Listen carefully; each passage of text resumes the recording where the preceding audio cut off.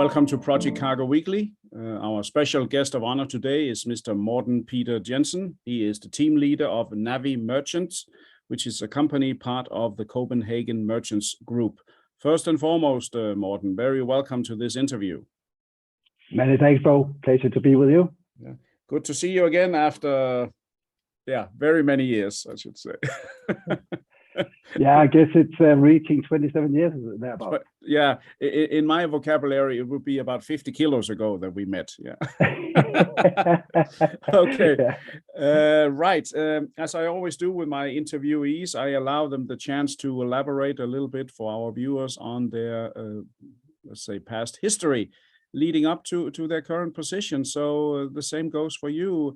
Tell our viewers about who you are and why are you not in the Navy or in the, let's say, accountancy firm or in a bank? Why are you where you are? How did that happen? Yeah, that's a very good question. Thank you very much. Well, I got inspired to shipping in a very young age. My grandfather was a ship chandler and serviced major ports in Denmark. My mother and father managed one of his location, and I got the chance to join my father on many port calls. So there was a natural entrance to shipping. And then after college, I took my apprenticeship at Schultz Shipping, 2 years, where I got introduced to agency and chartering, and finalized that in '97. And after that, I was so fortunate to meet a guy who at that time just started a freight forwarding company together with his partner. And the company is called Martin Bencher. And the guy I met was you. Oh, thank you. So there was really interesting times, and it took me to places like Indonesia, Thailand, and China. So a very unforgettable period for me. And I think that also not only, I was young, but I got further introduced to shipping, not only shipping, but also freight forwarding.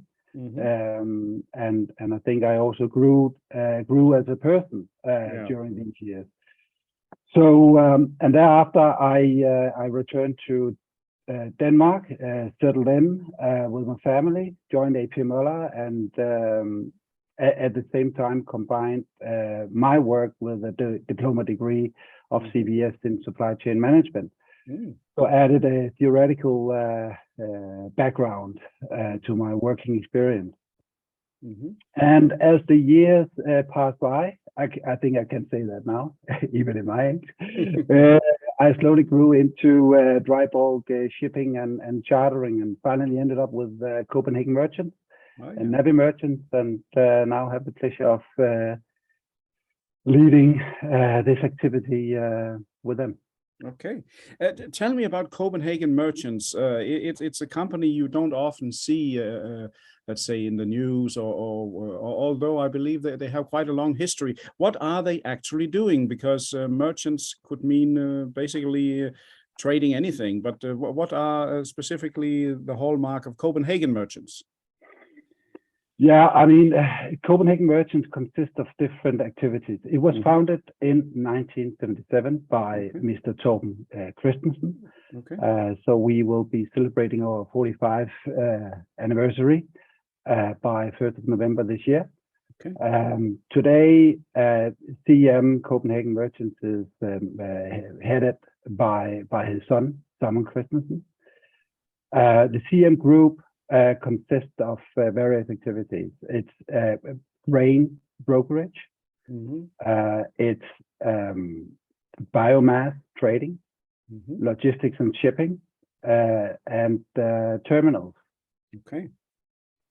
And so it was originally started as a grain brokerage, and attached to that was a shipping chartering activity. So that followed the brokerage all along. And today, CM Group is around 300, 350 employees. Okay. Wow.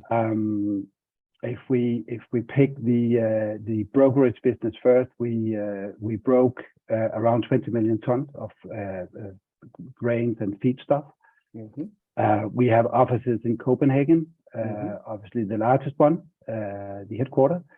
We have a team of brokers sitting in Hamburg, in Kaunas, Lithuania, Geneva, and Barcelona, and opening up an office in Sao Paulo. Oh, interesting. This year. And the brokerage business, brokerage including execution, we are around 40 people, and focusing predominantly within the Baltic countries, Poland, Scandinavia, Germany, France as the big originating markets. And then obviously that nowadays it would include Black Sea, Ukraine, Romania, Bulgaria, and Russia. And our destination markets would be the continent, Iraq, UK, Ireland, Portugal, Spain, Portugal, not least. It's a huge market, important market. North Africa and Turkey. So we are very much, let's say, Atlantic based. Okay, understand. I mean, I gotta admit, I'm a novice to be honest on let's say bulk and grain trades and so on. What are the main trade lanes for grain? I mean, there's been, like you mentioned, Black Sea, and now of course Ukraine, which is famous for high quality or big quantities of grain. What are the main production countries? Where does grain come from mainly, and where's it going to?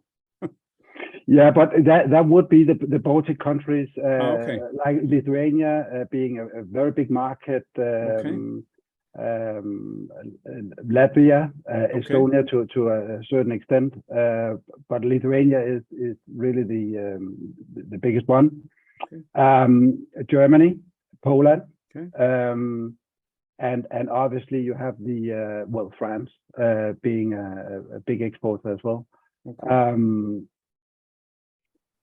So you can say that your job, I mean, you don't do only broking, you also actually in connection there with do transportation of it or try to arrange that. Yeah, that's right. So the brokerage business obviously connect the seller and the buyer, and then but I will come to that a little further. So if I then continue with the terminals, we have a terminal business as well. We have 11 terminals located in Denmark, Latvia, Poland, and Sweden, and these are again attached to our main business, which is grain, feedstuff, and not least now biomass. And I think respectively for all terminals, it's a separate joint venture. So it's not only owned by the CM group. We have partners such as Bunge, Viterra, the French Vivescia, and DLG in Denmark, with our new terminal in the southern part of Denmark, of Zealand. We have a total capacity of 800,000 tons thereabouts. So it's becoming extensive. Very impressive. And if we move on to the biomass has become a big business unit of the group. It was recently acquired by 60% by the USTC group. That's a trading unit and has become I would say number 2 in the world within trading and production of predominantly wood pellets. We have a trading volume of 4 million tons. Own production facilities in the US with at this stage a capacity of 1 million tons, and that consists of total 8 production plants. And then we recently acquired one of the oldest production plants in Denmark, a smaller unit, 50,000 tons.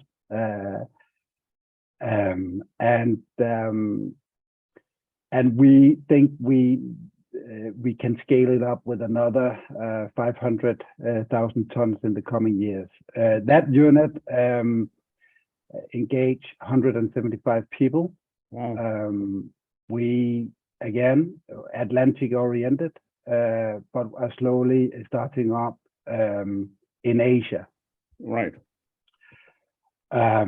Russia was a big exporting or region market of wood pellets, and that is with the situation we are in now with Ukraine, that is closed down, and that is taking off 1.2 million tons. So that's very substantial impact on that business. But we are ramping up production in the States, and as I said, Asia is coming up very quickly. Okay. If I may just quickly ask, wood pellets, for many of our viewers who are not into this kind of business, what are wood pellets used for? Is that for heating or how? Yeah, and for energy production, that's it's basically it's a sustainable, environmental friendly product, and it's used instead of coal. Oh, okay. And that is clear for everyone. So our big customers for this would be the power plants, the usual power plants like Ørsted in Denmark, Drax in UK, RWE, Hufor, and so on and so forth. Yes, got it. Now it's clear. So yeah, and of course the world has focused on sustainable. At least it's a very big buzzword. Yeah, it is. Yeah. And it consists of sawdust, and it's all our production plants are connected to sawmill. So it's a residual product and compressed into pellets. Right. And yeah, very, very interesting. And so you really you reach quite far in the Copenhagen Merchants Group, I must say. And with you leading the Navi Merchants, which of course Navi, I guess, is kind of a navigation part of the merchants.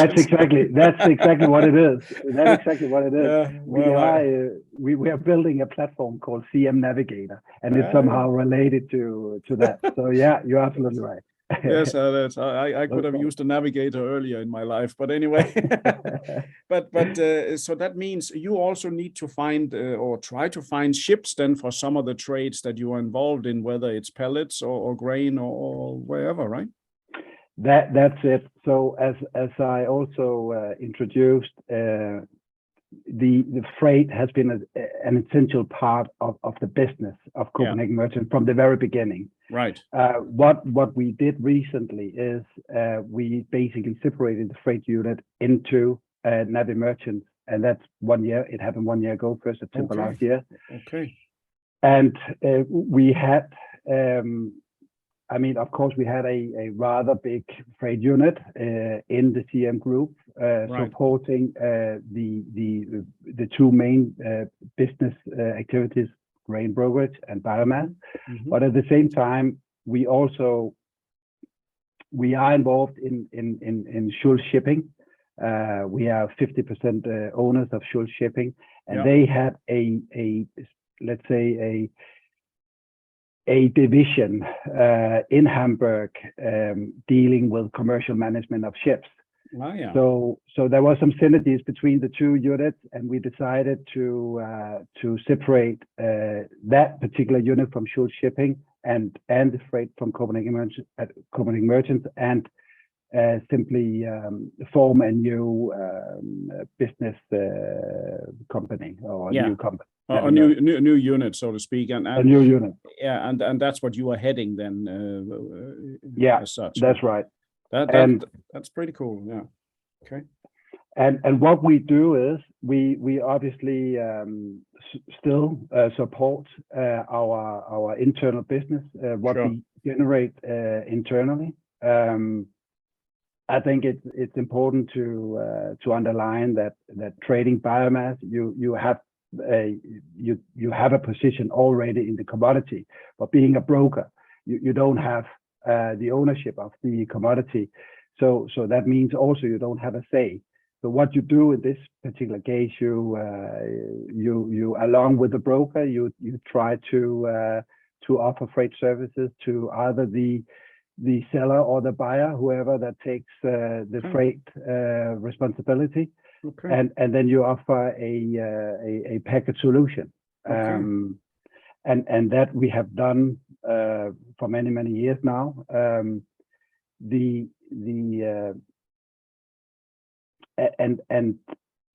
So basically that is actually 50% of what we do. That is still generated internally, and the rest comes from the market. 5 years ago, we took the step into time chartering and period ships, and that was the purpose for doing it, was simply to hedge our cargo book. We were constantly short. So we had to make a balance somehow, and at the same time being able to offer flexibility towards our customer, to better support the grain brokers again, and biomass traders and their customers, and then obviously also to get a better insight on other commodities in order to feed the internal organization with a broader freight perspective. So that was actually the main purpose, and it works very well. And as I said, 50% is still generated from the market, and I think that part will grow in the future. And that takes us to other commodities group like fertilizer, steel, fantastic. project cargo, and I guess your viewers would have an interest in that. I will show a video afterwards, you can put, after the interview. But obviously we are growing into the project and utilizing the ships better. I think that's a very fantastic. I mean, it sounds to me like you planned it pretty well. I mean, you are not depending on one big leg or one big chunk. You have developed it into, let's say, a hybrid. You stand on more than two legs, so to speak. If one is down, the other thing is up, and I mean that is the best business model there is, I guess. Yeah, absolutely. And as I said, I mean, we are losing a bit due to the Russia-Ukraine situation, and hopefully with a lack in the general market, we can compensate.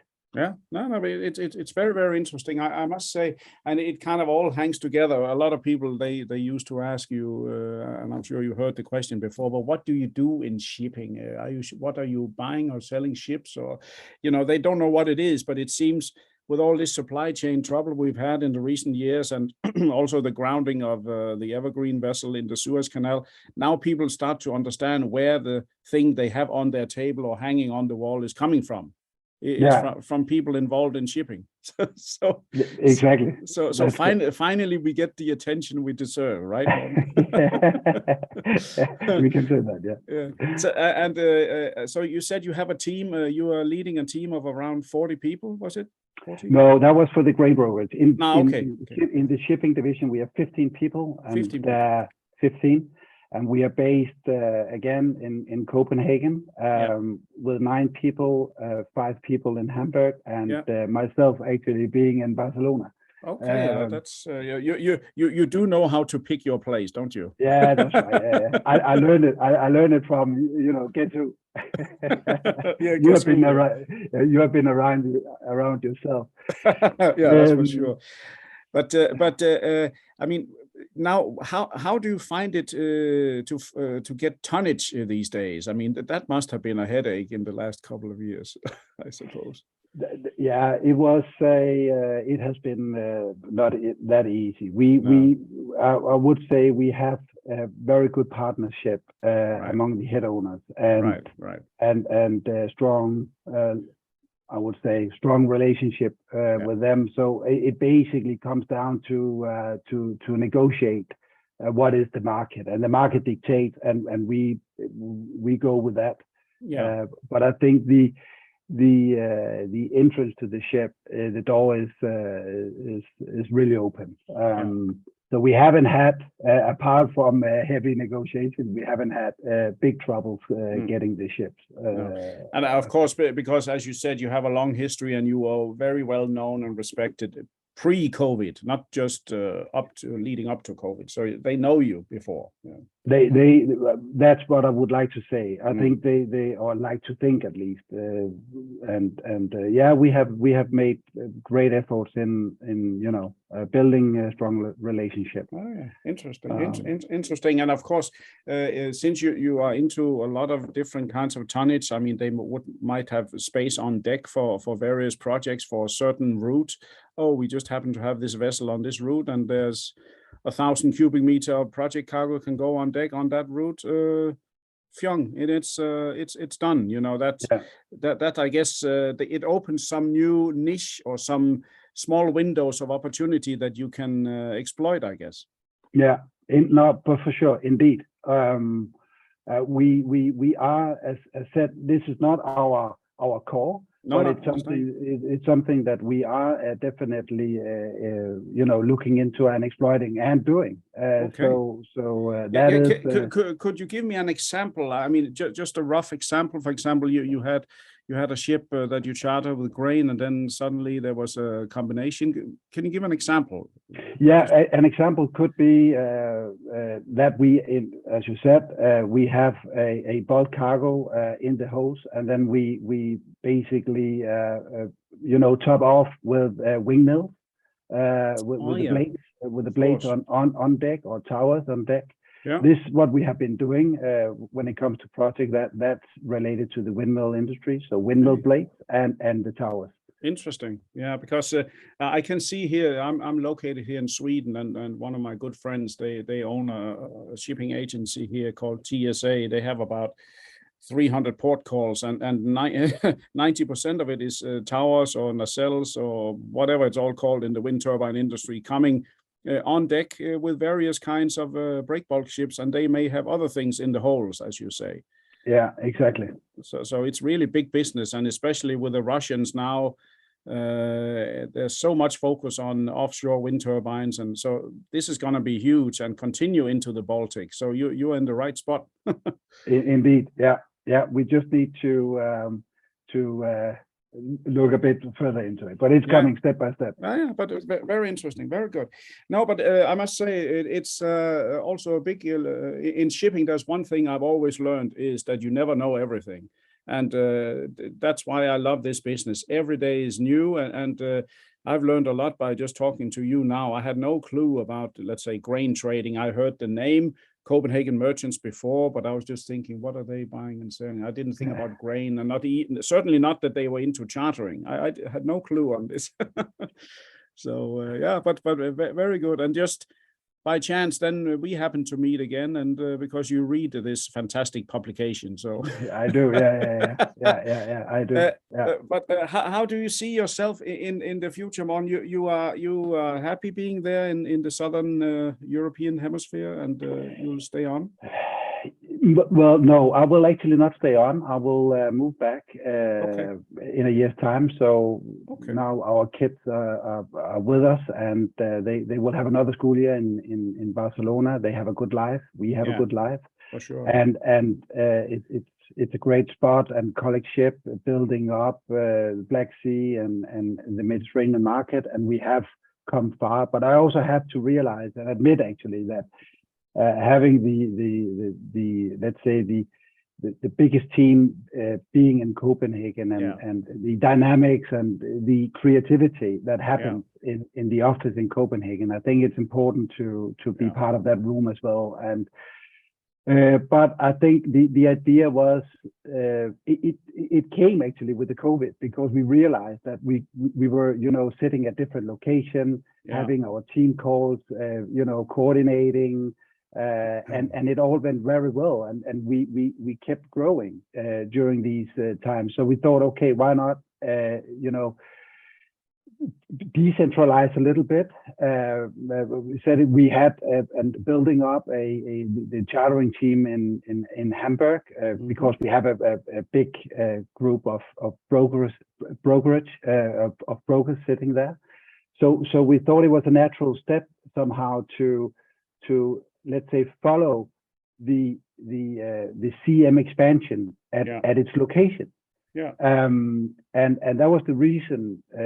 That was actually the reason. And with the, you know, and to focus a bit more on the Black Sea market, explore that, and that was the main reason. And then obviously, you know, after the decision was taken, the war started. No one had any clue about that, of course. And I think that has put somehow a let's say a lid on the development as such. Yeah. We have done, and we, you know, and there are still potentials, but the pace has gone down. Got it. From what we thought. So I think I still think it's right to have a freight guy attached to the office, but I don't think I'm the right person. All right. In my role.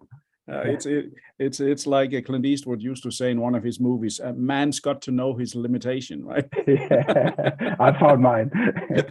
Yeah, no, I have several of those too. No, but that's really great, Morten. Good to hear, and you look happy. You know what you're talking about. It's very pleasant to talk to you. I think I want to say finally here, many thanks for joining this interview.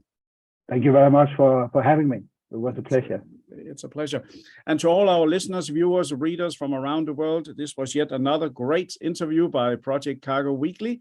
Our special guest of honor today has been Mr. Morten Peter Jensen. He is the team leader at Navi Merchants, which is part of the well-renowned Copenhagen Merchants Group, CM, involved in shipping, chartering, broking, and such like on an almost global scale. Stay tuned in the near future for more interviews on Project Cargo Weekly. Thank you.